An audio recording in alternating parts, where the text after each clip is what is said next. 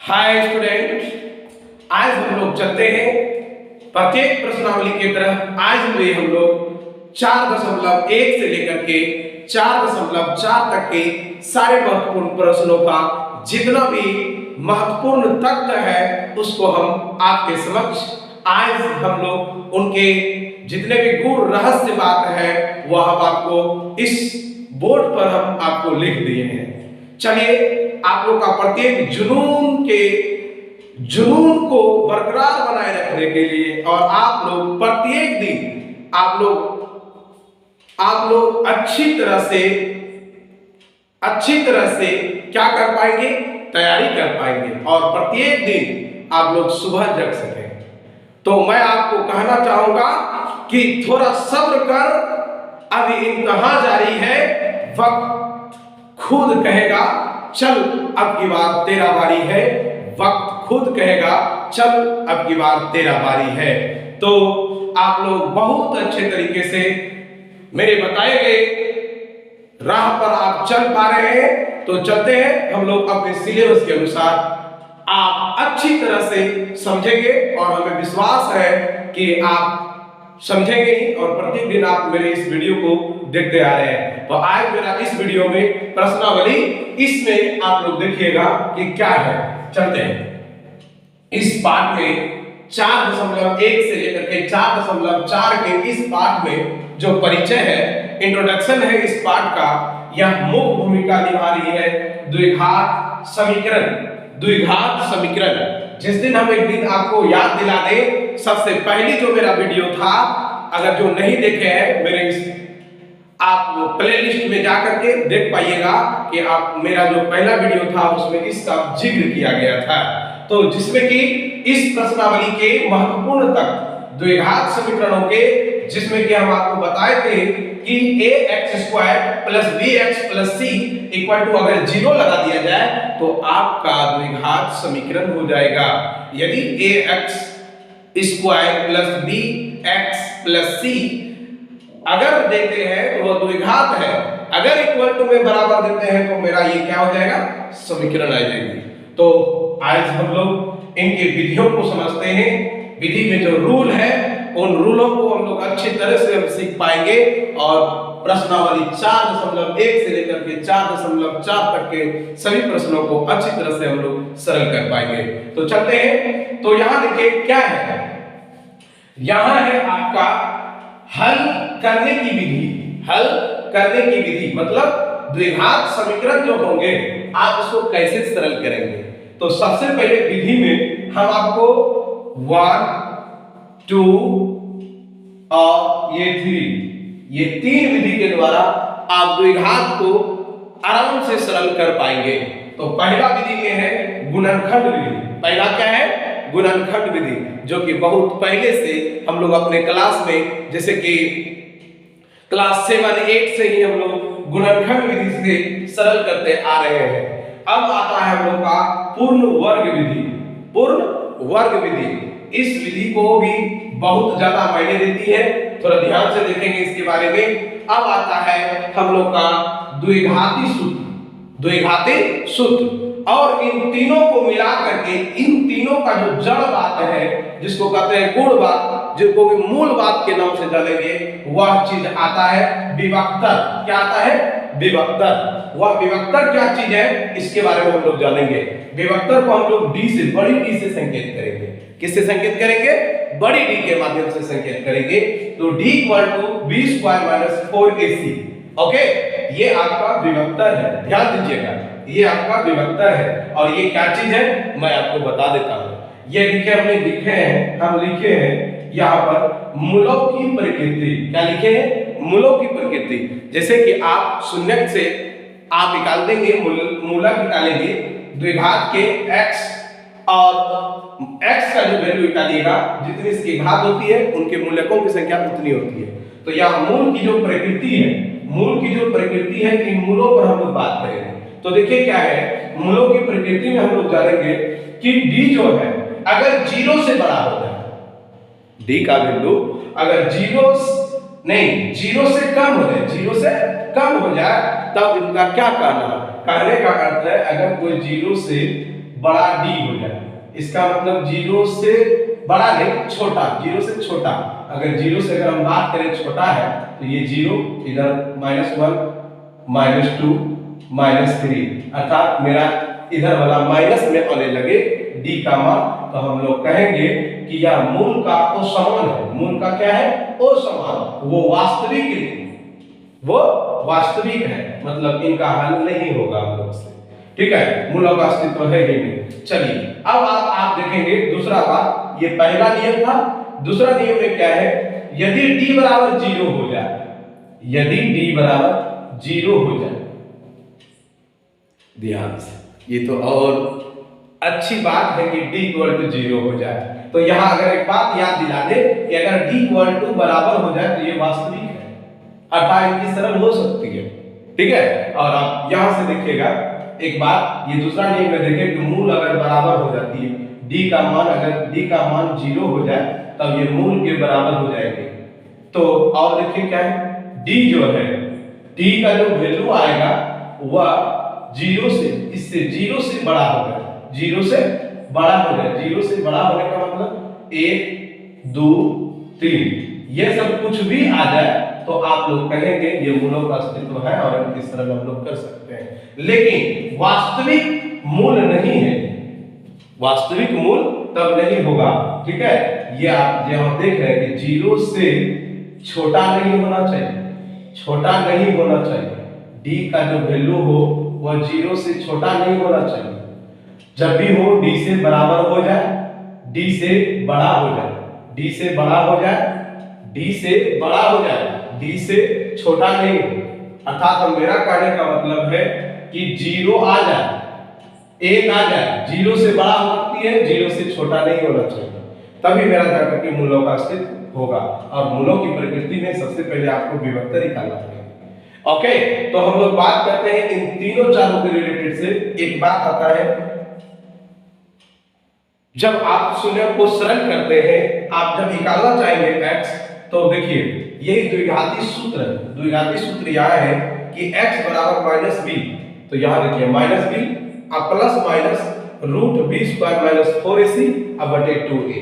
Okay, ये आप इस विधि से इन द्विघातियों को सरल कर पाइएगा। अब बात आता है एक चीज से, एक चीज क्या बात आता है कि अगर d इक्वल टू 0 हो जाए तब यहां सर क्या होगा? तब देखिए कोई दिक्कत नहीं सर, हम आपको बताते हैं कि d इक्वल टू 0 है तो x equal to -b plus minus √b² - 4ac जहां की बटे 2a है, तो x का वैल्यू -b प्लस माइनस इतना तक हम d कह रहे हैं, इतना तक को d कह रहे हैं, तो d अब बटे 2a अर्थात x equal to -b plus minus d का वैल्यू 0 हो जाएगा, बटे 2a हो जाएगा, x का वैल्यू -b अपॉन 2a। कितना खुशी की बात है, हम आपको पहले भी बताया था अगर d का वैल्यू 0 हो जाए तो आप इन विधियों के माध्यम से सरल कर पाइएगा। तो 1 मिनट आपको हम इन सारी चीजों को देखने के लिए छोड़ते हैं, उसके बाद हम आपको इन तीनों विधि से एक गुणनखंड को सरल करेंगे और हम लोग देखेंगे क्या इसी विधि से हम लोग आगे सवालों को बना पाएंगे। तो 1 मिनट आप अपने वीडियो को थोड़ा सा रोक दीजिएगा और आप बनाइएगा।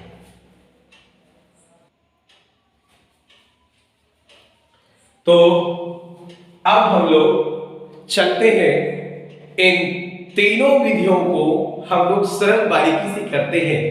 ठीक है, तो एक बार आप लोग सवाल को सही तरह से देख लीजिए।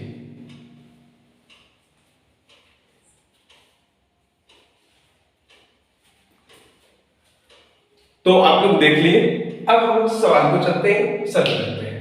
तो इन सवालों में हम लोग का गुणनखंड विधि है, ये पूर्ण वर्ग विधि है, ये सूत्र विधि। चलते हैं, तो सबसे पहले एक गुणनखंड विधि जो कि आप लोग बहुत पहले से जान रहे हैं, हम उसी चीज को हम सरल करते हैं। 3x² - 5x + 2 = 0 है, तो हम इन दोनों को पहले गुणा करके और इन दोनों को जोड़ करके हमको ये पूरा रहा होता था। तो एक बार देखिए 3 × 6, 3 × 6 हो जाता है, तो 3x⁴ और -6x प्लस, अगर हम x करते हैं और +2 कर देते हैं =0 करते हैं, तो देखिए 6 × 6 = और 6 में एक घट गया 5 हो गया। अब आप देखिए इन दोनों का क्या है, 3x² minus 6x plus x plus 2 equal to 0। इन दोनों में कॉमन क्या है, 3x कॉमन है। तो x, और एक चीज आपको हम बता देना चाहेंगे कि ये कहां तक सत्य है, ये सवालें आपकी कहां तक सत्य हो रही है वो भी देखना जरूरत होना चाहिए। तो अगर आप यहां लेते हैं तो देखिए 6 का 6 हो गया, और जब इसमें इसको जोड़ते हैं तो ये उड़ गया, तो यहां से इन दोनों को जोड़ना भी चाहिए ना। तो आप एक चीज करते हैं, थोड़ा सा रुक लेंगे, यहां से देखिए थोड़ा सा कि 3x² माइनस 2x माइनस, और मेरा माइनस में पूर्णा था, अब वहां मेरा प्लस वो पूर्णा था ना, इसलिए हमको बदलना पड़ रहा है। 3 2 5 और माइनस माइनस प्लस होना चाहिए, इसलिए हम इसको रोक दें 0। अब देखिए इन दोनों का कॉमन लीजिए, x² माइनस 2x और माइनस अगर हम कॉमन ले लेते हैं माइनस 1 कॉमन लेते हैं तो आपके पास क्या हो जाता है, x माइनस 2 बराबर 0। अब इधर देखिए इसमें 3x कॉमन हो रहा था तो x² माइनस 2 नहीं, x² माइनस 1 और इधर से x माइनस 2 बराबर 0। अब देखिए ये और ये एक हो गया, 3x माइनस 1 और यहाँ x माइनस 2 बराबर 0। आप x निकालना चाहते हैं तो 3x माइनस 1 बराबर 0 कर दीजिएगा और x माइनस 2 बराबर 0।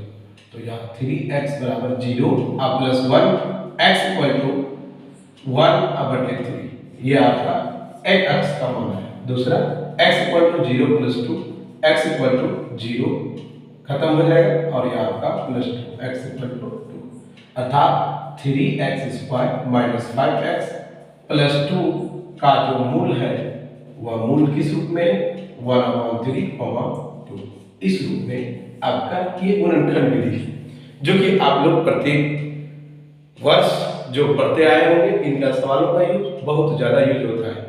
चलिए अब पूर्ण वर्ग विधि, ये बहुत कम ऐसे छात्र छात्राएं हैं जो कि जानते हैं या जान रहे हैं, तो आप इसको एक बार बारीकी से, बहुत सुंदर और बारीकी से हम इसको समझेंगे। तो देखिए सबसे पहले इस तरह सवालों को हम जांच करेंगे कि ये क्या, इसका मूलों का अस्तित्व है या नहीं।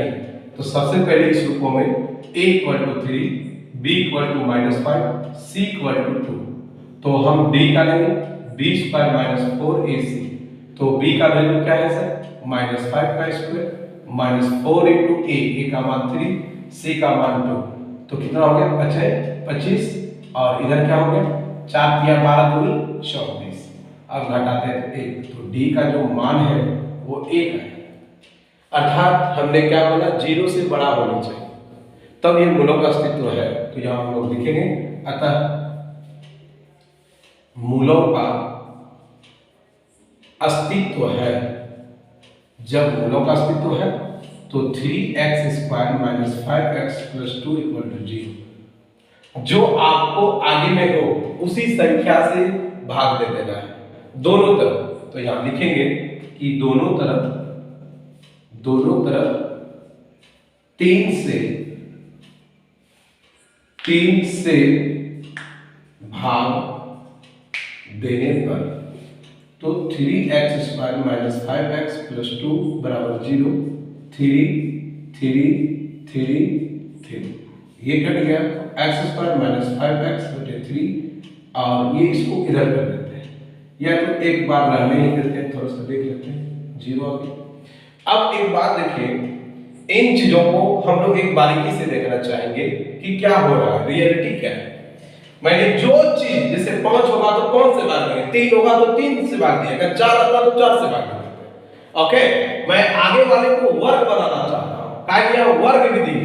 तो देखिए अब देखिए x का स्क्वायर माइनस, अगर माइनस है तो माइनस a माइनस b के होल स्क्वायर पे बैठाएंगे, अगर प्लस वाला है तो प्लस वाला का a प्लस b का होल स्क्वायर पे बैठाएंगे।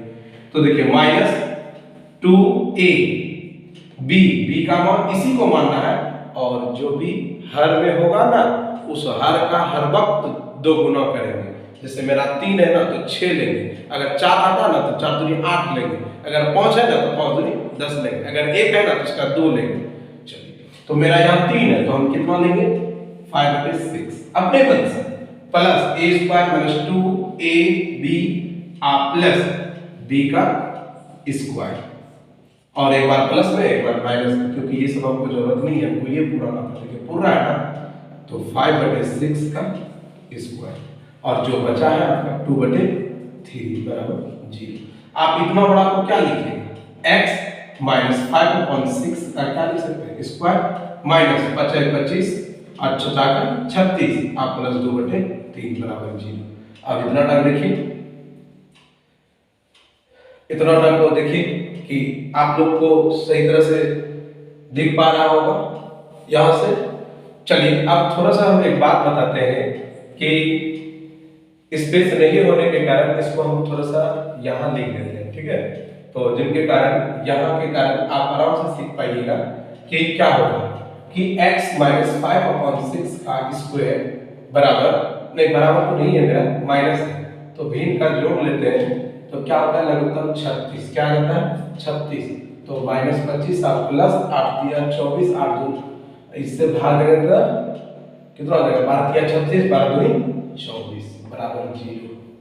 अब देखिए x माइनस 5/6 का क्या हो गया स्क्वायर माइनस, तो इसमें 25 में तो 1/36 हो गया बराबर 0 हो गया, तो x माइनस 5/6 का स्क्वायर बराबर 0 प्लस 1/36, तो x माइनस 5/6 का जो स्क्वायर है वो आप स्क्वायर को हटा करके आप 1/36 पे चढ़ा सकते हैं, x minus 5/6 equal to 1/6 plus minus, तो x का वैल्यू क्या हो जाएगा, x का वैल्यू हो जाएगा, एक बार इसको ले लीजिएगा 1/6 प्लस ये माइनस में इधर आया तो प्लस में 5/6, ओके, और दूसरा क्या आएगा माइनस 1/6 प्लस 5/6, तो x का वैल्यू देखिए 6 जब लेते हैं तो 6 और क्या आ रहा है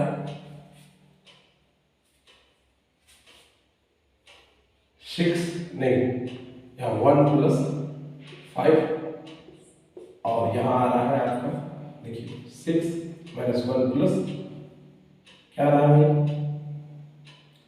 5, तो x इक्वल टू क्या है 6/6 अर्थात 1 आया, और इसमें क्या आया 4/6 अर्थात आपका 2 और यह 3, और x का वैल्यू यहाँ 1 और दूसरा 2/3, ठीक है। अब देखिए थोड़ा सा कहीं तकलीफ लग रहा है कि इसमें कुछ अलग आ रहा है और इसमें कुछ अलग आ रहा है, तो गौर कीजिएगा कि कहाँ अलग आ रहा है और क्यों आ रहा है अलग। यहाँ से देखिए, यहाँ से मेरा तो अगर 1 आता है कॉमन तो यहाँ 3 होना चाहिए, अगर यहाँ से कॉमन लेते हैं तो यहाँ मेरा क्या हो जाएगा, अगर x आएगा ना सर, ओह यहाँ मेरा x आता है तो यहाँ 3x हो जाएगा, यहाँ भी 3x हो जाएगा, तो 3x यहाँ x तो ये आपका x। अच्छा यहाँ देखिए थोड़ा सा हो गया था तो इधर किया गया, तो आप क्या देख पा रहे हैं, इसको बारीकी से देखने के बाद आप देखिएगा 2/3 हो गया और यहाँ 1 आ गया, तो अब देखिए दोनों का वैल्यू सेम हो गया, देख पा रहे थे दोनों सेम हो गया, तो इसका कहेंगे कि हम 1 आया और इसका 3 आया। एक बार आप थोड़ा सा सही तरह से देख लीजिए कि दोनों का मान समान और अच्छी तरह से आ रही है, तो थोड़ा सा आप वीडियो को रोक दीजिएगा और रोक करके सही तरह से लिख लीजिएगा। अब हम लोग देखते हैं कि इन विधियों को पूर्ण वर्ग विधि के द्वारा एक सूत्रघाती था, सूत्र के द्वारा, एक मिनट, सूत्र के अनुसार सूत्रघाती है, तो सूत्र के साथ जो बनाए थे तो इसमें x बराबर -b plus minus √20 minus 4ac/2a था, तो मेरा समीकरण क्या है ये, तो समीकरण 3x² minus 5x plus 2 a था बराबर 0 था, तो a = 3 b = -5 और c = 2 था, तो x बराबर मेरा क्या हो जाएगा, तो -b, तो -b मतलब -5 पहले से भी और माइनस यहाँ भी, प्लस माइनस √20 माइनस 5 का स्क्वायर माइनस 4 गुना a का मान 3 है, c का मान 2 है, अब बटे 2 गुना 3 है, तो x बराबर क्या हो गया आपका सर, तो x बराबर कहेंगे -5 प्लस माइनस रूट अच्छा 25 8 या 24 अब बटे 6। तो x बराबर -5 प्लस माइनस करने के बाद अब देखिएगा √1 आता है अब बटे 6। तो x बराबर आपका क्या है -5 प्लस 1 माइनस अब बटे 6। x बराबर -5 प्लस 1 बटे 6 एक बार और एक बार -5 और -1 बटे 6 एक बार। तो आप माइनस यहाँ भी था यहाँ भी है यहाँ भी है माइनस माइनस क्या हो गया प्लस हो गया ठीक है प्लस प्लस ठीक है आप आराम से x 6 बटे 6 1 आ जाएंगे और इसका 4/6 अर्थात 2/3।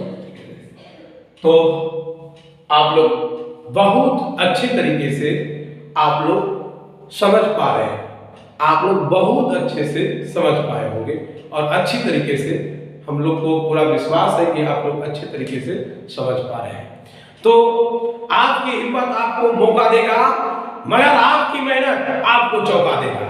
इसलिए हम बार बार बोल रहे हैं कि आप प्रत्येक दिन मेहनत करें, प्रत्येक दिन मेहनत करें। तो इन वीडियो के द्वारा आप अपने प्रश्नावली के सारे सवालों को इन्हीं 3 वीडियो के माध्यम से आप सॉल्यूशन कर सकते हैं। तो हम लोग आपको अगले वीडियो में आपको यह बताएंगे कि प्रश्नावली 4.1 में कौन सी महत्वपूर्ण प्रश्न है, 4.2 में मतलब बारीकी से आपको हम 4.1 से लेकर के 4.4 तक सॉल्यूशन कर देंगे। तो मिलते हैं हम आपको अगले वीडियो में। धन्यवाद।